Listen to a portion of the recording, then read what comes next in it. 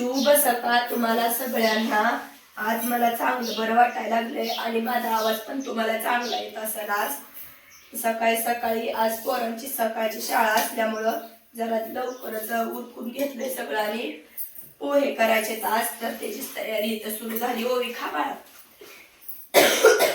छान असे गरमागरम पोहे आज नाश्त्याला बनवणार आहे मी।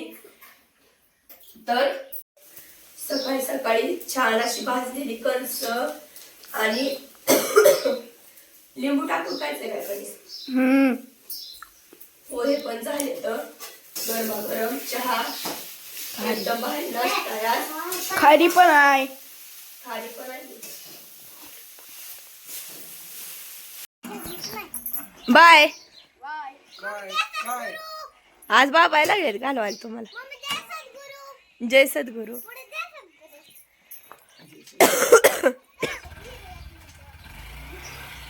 बॅग घे तिची श्लोक।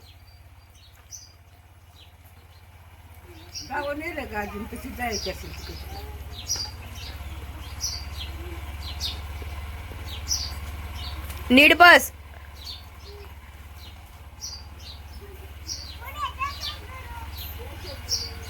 मीटिंगला थांबा। हो एकदाच म्हणायचं बाळा।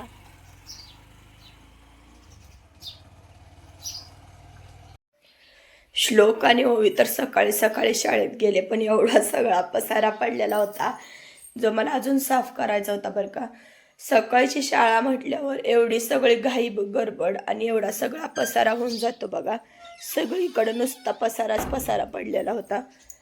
स्वयंपाक तर आता माझा झाला होता पण पसारा भरपूर पडला होता। बेडरूमची पण तशीच अवस्था होती पण म्हटलं असो एकदा कामाला लागलं ना की पटापट सगळं काही स्वच्छ होऊन जातं।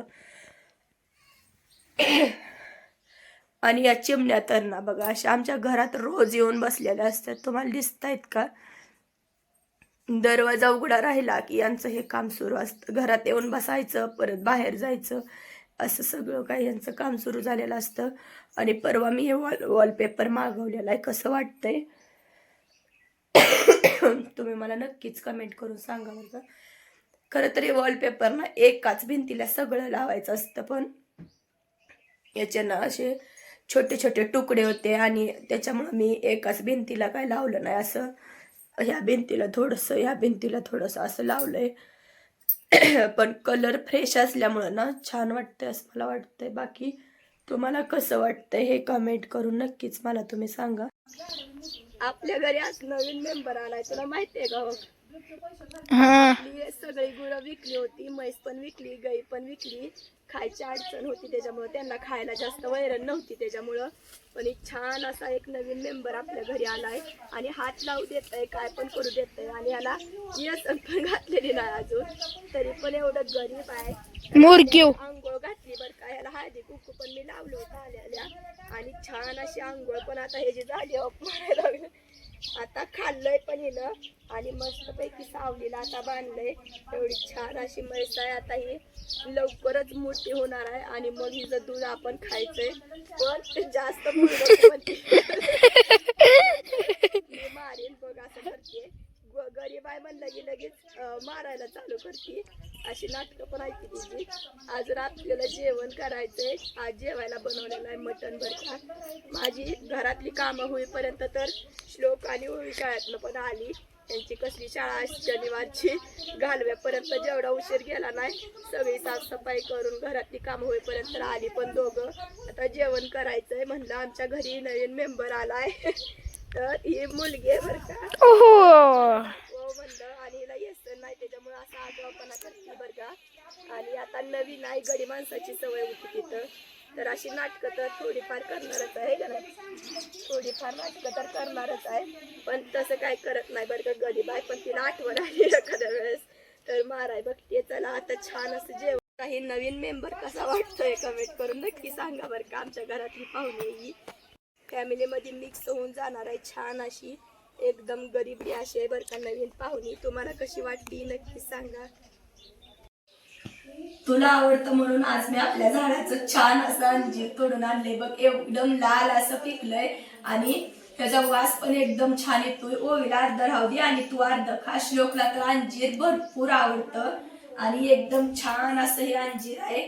खाऊन बघ कसं आहे, ती झाडाला टिकलेला आहे त्याच्यामुळे एकदम गोड. आणि पाखरं थोडी थोडी टोकरायला लागली होती त्याला, तर ती मला दिसलं की तर पाखरं टोकरायला लागली आहे ना, एकदम भारी.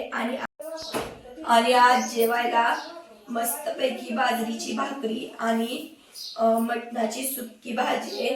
तर याची काय रेसिपी मला शेअर करायची होती तुमच्यासोबत, पण काय केली नाही, कारण मला काय म्हणजे एवढं बोलायला येत नव्हतं व्यवस्थित सकाळी. आता जरा बोलायला लागले म्हणून काय मी रेसिपी शूट केली नाही. तर पण तुम्हाला जर मटणाच्या सुक्या भाजीची रेसिपी माझ्याकडनं खरोखर पाहिजे असेल तर कमेंट करा. मी नक्कीच पुढच्या वेळेस तुमच्यासोबत शेअर करीन. आणि कोणाकोणाला बाजरीची भाकरी आणि सुक्क मटण आवडतं हे मला कमेंट करून सांगा. आणि आवडत असेल तर जेवायला या. सकाळी कणीस भाजलेला अजून मस्तपैकी एक शिल्लक राहिलंय. आणि अंजीर खासलो कसं आहे, गोड आहे का? आता थोडीशी अंजीर आपल्या झाडाला आहे, पण जसं जसं झाड मोठं होत असतं ते एकदम भारी अंजीर येणार आहे ती. चला जेवण करायला. आज असा विचार आहे माझा, जेवण तर फुल झाले बरं का आता, पण कणस भाजायची का? हो. आवळा करायचा का? हो. गेल्या शनिवारी केला हरभऱ्याचा आवळा. तोपर्यंत मी म्हणलं होतं तुम्हाला आपली कणसं अजून थोडी थोडी कवळी येते, पण लवकरच आपली कणसं खायला येणार आहे ती. तर बघा अशी मोठी मोठी अशी आपल्या मकाला कणसं पडली ती आणि आता खायला पण आली ती. तर सकाळी 2 कणसं भाजली होती तर श्लोकची आणि ओवीची लागली भांडणं, म्हणून म्हणलं सकाळची शाळा होती, लवकर पण जायचं होतं, म्हणून म्हणलं महागारी आल्यावर आपण हावळा करूया मस्तपैकी, सगळ्यांनी पोट भरून कणसं खाऊया. पण आता जेवण फुल झालं त्याच्यामुळं पोटात काय भूक नाही. ही जरा छोटा आहे, त्याच्यापेक्षा मोठी पण अजून कणसं आहे ती बरं का, ही जरा छोटा आहे. तुम्हाला दिसत आहे तसं सोलू नको मम्मी हावळ्याला. नाही, मी सोललंय रे एक दाखवायला, निबार झाले म्हणून. इकडं मोठी मोठी आहे ती. हावळा करताना कसा करायचा असतो, ही साल पूर्ण काढायची नसती, अर्धी साल ठेवायची असते. तर तुम्हाला कणसाचा हावळा केलेला व्हिडिओ बघायला आवडेल का ते पण मला सांगा. जर तुम्हाला बघण्याची इच्छा असते ना तर मी नक्कीच तुमच्यासोबत शेअर करीन. आणि आम्ही काय ह्या वर्षी ज्वारी केलेली नाही बरं का, पण हे आपल्या ह्या काय डाळिंबीच्या मध्ये कुठं कुठं एखादा असं कणीस आलंय, ताट आलंय ज्वारीचं, तर त्याला बघा असा हुरडा लागायला लागलाय छान असा. एवढी 4-5 ताटं राहिली तर आपल्याला हुरडा पण खायला लवकरच येईल. तर एवढी सगळी मका आता आपली चांगली मकाची कणसं खायला आली ती बरं का. आणि गेल्या शनिवारी कसा आपण हावळा केला होता तसा ह्या शनिवारी पण आपण हावळा करूया मस्तपैकी. थोड्या वेळाने भूक लागली की मग मकाची कणसं भाजूया शेतातली ताजी ताजी नेऊन. छान अशी सुट्टी साजरी होईल म्हणजे आहे का नाही. पण अगोदर पोटातलं मटण तर जिरलं पाहिजे. तर तुम्हाला हावळा केला व्हिडिओ बघायला आवडेल का नक्कीच कमेंट करून सांगा. मम्मी कुठे चालली ग? आणि आज म्हणलं जरा शेतातनं फेरफटका माराव, कारण 2-3 दिवस तर गेले सणामध्ये आणि परत त्यात मी आजारी असल्यामुळं काय आज पण आहेच तसं, पण थोडं चांगलं वाटायला लागलंय, म्हणून म्हणलं तुम्हाला मका दाखवावी आपली उगवलेली ही मका.